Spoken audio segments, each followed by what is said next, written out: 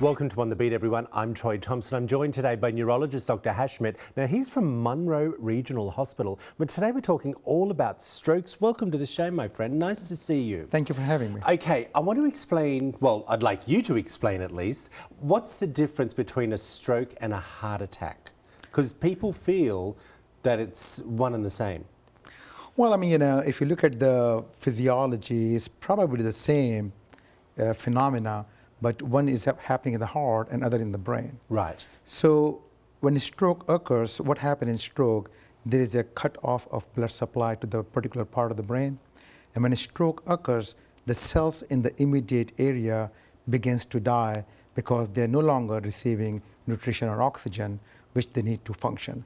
And that's a condition called a stroke. Okay, are there different types of strokes? Yes, sir, absolutely.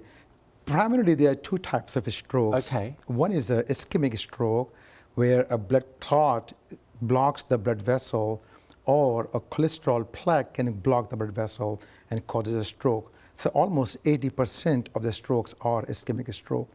Other type is hemorrhagic stroke, where a blood vessel rupture and blood leaks into the brain. And these kind of strokes are almost like 20% of the time. Really? So may I ask, do both of those stroke have the same feeling that you are having a stroke coming on? Are the symptoms the same? Presentation is going to be the same. So what are the presentation or symptoms of the stroke, how a person can know? The distinctive feature of the stroke is a sudden onset. And that's the primary thing.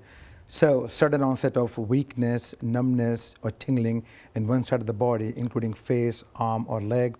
Sudden onset of vision difficulties, sudden onset of speech difficulties or confusion, sudden onset of headache without any prior history of headaches, or things like that. So these are the primary signs and symptoms. Are they more common in men and women?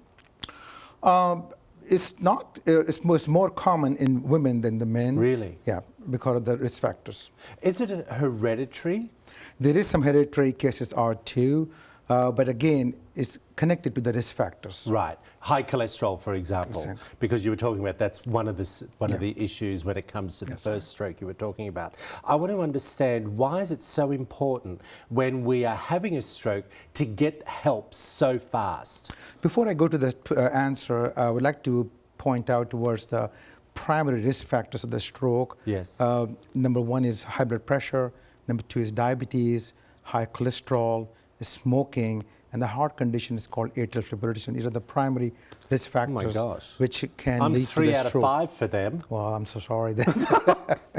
My goodness. So to answer your question, the victims of the stroke can get help.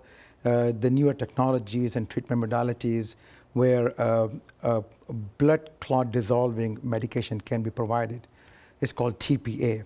The same thing we have been doing for the heart as well for a long period of time, but now we are doing for the brain as well. So the key is to act fast, because the window, the opportunity time duration is only 3 hours. So a person has to get to the hospital within 60 minutes in order to get that treatment. Within 60 minutes of having the stroke? No, 60 minutes you have to get to the hospital, and the stroke team has to evaluate him and do all the investigations. And within 3 hours, that TPA has to be given to the patient. What's the average of people getting to the hospital and having that? Not too high in this, especially on our society, in our Mississippi state. It's not very high. Only, I would say, 5 to 10% can get to the hospital fast enough.